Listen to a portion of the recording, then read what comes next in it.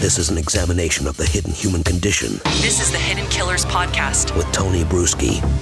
We are talking with Susan Constantine today, body language expert, about the case against Kouri Richins. Kouri Richins, if you're just beginning to follow this one like we are, she's the children's book author who wrote one book about grief called Are You Still With Me?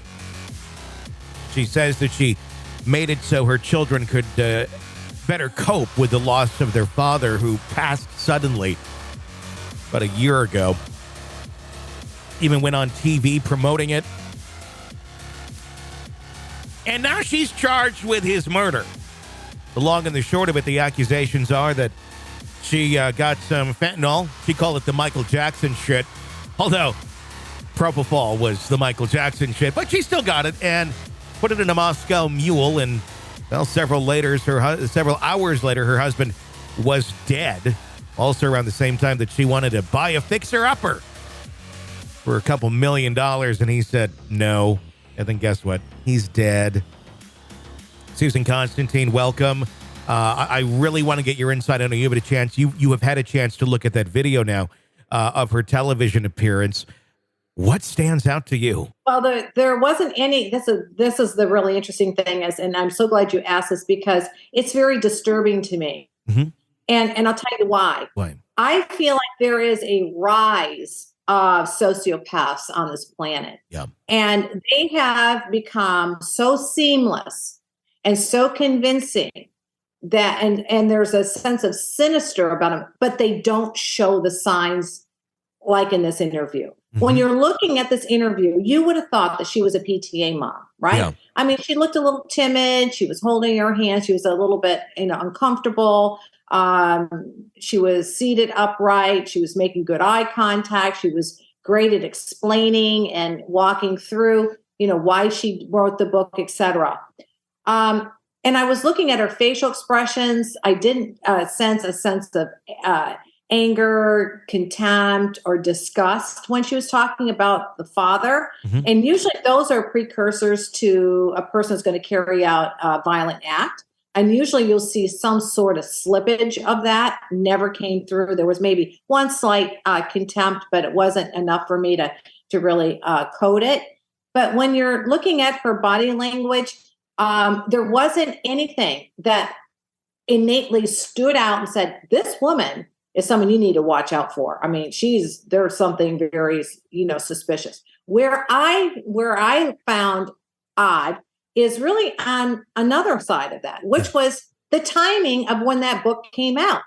So even the reporter, I thought that she was really good. It's like, how could you focus? Like, how could you focus after just losing your husband and write this book? Yeah. And so I think that that's a big one. And I think that kind of opened up a can of worms with, trying to cope with the father's passing and the whole conversation was really more geared about the children. Mm-hmm. You didn't hear her talking about how she has been, how she's been impacted, how difficult it's been for her to help her children through and be strong in herself and also be strong for her children. So she's kind of removed herself. So anytime a person doesn't put themselves into the entire conversation, they've done that for a reason. They've removed them because they don't want to be part of the event. So what she does is she subterfuges. She pushes it off. It's third person, how other people would feel. So she's kind of focused on the children.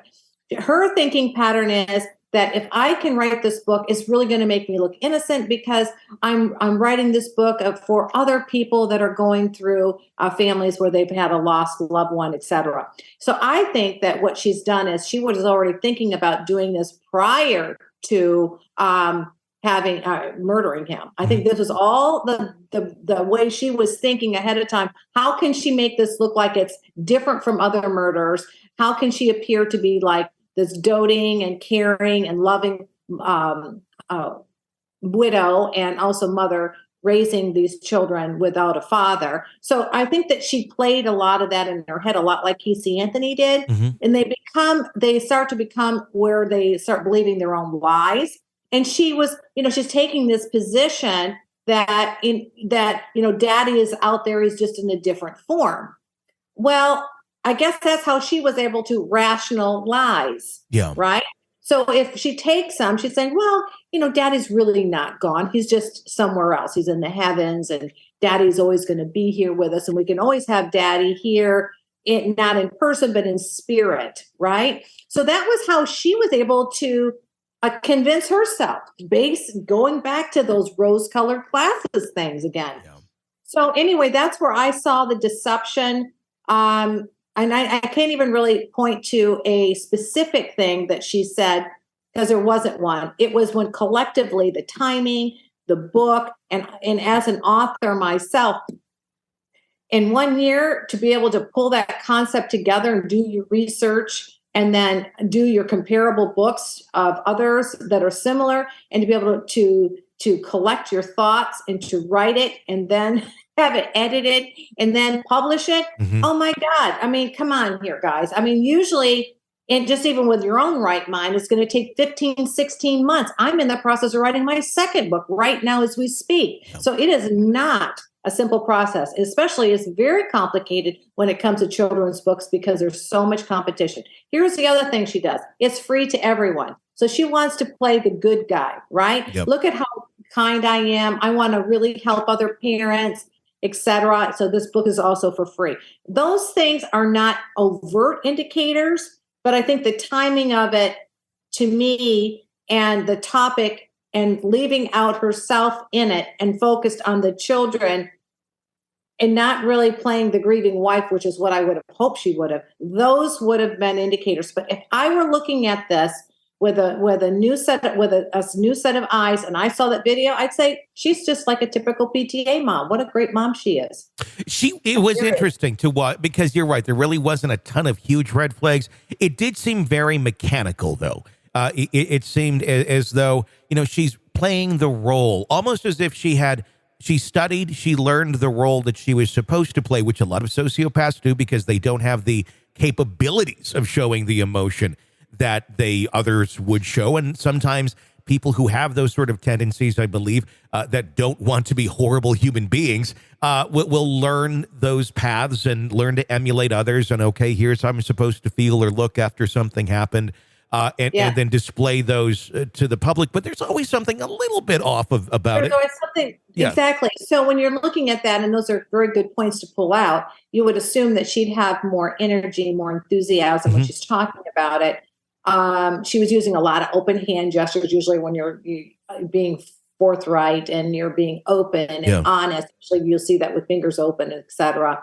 But she did have a hard time with struggling through with the 3 C's. She kind of stopped after the first one, and the interviewer had to kind of pull her back into it. Mm-hmm. So when you think about the mechanics of that, the mechanical part of it is that why wasn't she able to flow? Just so you understand that when you're detecting deception, it's a real process. Okay. So when you're looking at that, she kind of stopped and started, kind of lost her thoughts. She didn't flow very easily. You have to also consider the environment she's in. Mm-hmm. Was she ever on TV before? Was she ever interviewed before? How was she on television? We take that into account that maybe in a situation like that, a person wouldn't be comfortable, right? So you have to kind of weigh out those kind of things because, but to your point is these also were indicators. But oftentimes we don't know. Even a deception detection expert like myself, you can see the clues, but unless they happen in clusters and unless you ask a probative question, one that would create a stimulus, which is where the investigator or the interviewer did say, with how are you able to do that so soon after your husband has passed away. Mm-hmm. So that was a stimulus. Get it? Yeah. So that's a stimulus. So when you don't have a stimulus where a person is using more probative questioning, it's not going to increase cognitive load. So if you don't have cognitive load, then you've got the person who is narrating it has full reign to be able to recite what they thought in their head to be able to do it more flawlessly. So because this wasn't an investigation, there was no reason for them to consider her as a suspect in his death. They didn't ask those questions. It was just, that was probably the first one that I saw that would have been a stimulus question to watch her. But again, when you watch her facial expression, she didn't really show much expression as far as, I would be looking for wrinkling in her forehead where stressors are, like when you're really trying to pull off a lie and your stressors, especially when you know the truth, you're trying to tell it differently from what you know and what you already know to be truth. And usually you see those stressors. So chances are she has rehearsed it over and over again. And even though rehearse it, that's what you're seeing is that mechanical processing. That's why when I do a speaking engagement, I never practice. Like for this, I'm not going to practice because why would you practice? If you don't know your shit now, you're not going to know it then. Exactly. Exactly. You can't BS your way through it. No. So you can't. Because what you're saying is you're seeing that BS barometer go off. Something's not quite right. So the bottom line is when something doesn't feel right, doesn't sound right, what I want your listeners to know is don't rationalize what they're saying.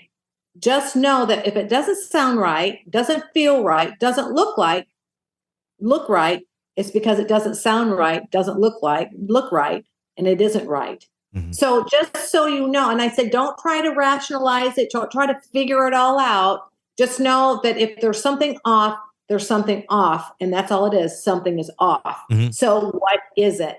This is an examination of the hidden human condition This is the Hidden Killers Podcast. with Tony Bruschi. Susan Constantine, body language expert. Thank you so much for your insight into this. She's president of the Human Behavior Academy. Always fascinating to get your insight on cases like this. Hey, if you like the podcast, press subscribe wherever you download podcasts so you don't miss any breaking updates, discussions on the cases we're following, and listen ad-free. You might as well. It's super cheap through Apple Podcasts. Check it out. It's a couple bucks a month. You get access to all of our episodes, all of our podcasts in their entirety. We're adding new ones all the time. All of it ad-free. Check it out online on Apple Podcasts. My name is Tony Bruschi.